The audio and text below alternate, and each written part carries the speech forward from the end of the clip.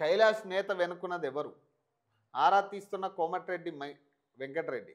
తనను దూషించిన వ్యక్తికి డీసీసీ ఇవ్వడంపై వెంకటరెడ్డి గుస్సా.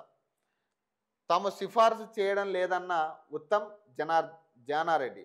జిల్లా అధ్యక్ష పదవి నుంచి తప్పించాలని టీపీసీసీకి మంత్రి కోమటిరెడ్డి ఫిర్యాదంట. ఇటీవల నల్గొండ డీసీసీ అధ్యక్షుడి పదవికి దక్కించుకున్న కైలాస నేతకు ఆ పదవి ఎవరు ఇప్పించారనే విషయంపై మంత్రి కోమటిరెడ్డి వెంకటరెడ్డి ఆరా తీస్తున్నట్లు సమాచారం. ఈ మేరకు గాంధీ భవన్ వర్గాల నుంచి సమాచారాన్ని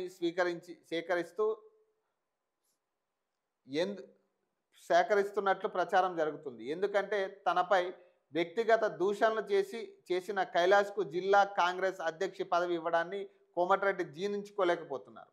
ఆయనను తప్పించి కొత్త వ్యక్తికి బాధ్యతలు అప్పగించాలని ఏకంగా సీఎం రేవంత్ రెడ్డికి లేఖ రాశారు.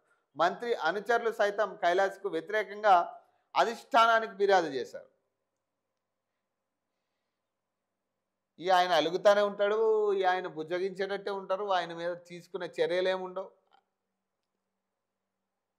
అదంతా కాంగ్రెస్ వర్గాలకు తెలియాల్సిన సీక్రెట్ అది. మరి ఎందుకు అంతగానం? ఇప్పుడు కోమటిరెడ్డి మొన్న కూడా జూబ్లీహిల్స్ విషయంలో ముఖ్యమంత్రి తనను సంప్రదించకుండానే సినీ ఇండస్ట్రీ కార్మికులతో మీటింగ్ పెట్టిరని ఆయన అప్పుడు కూడా కోపం చెంది.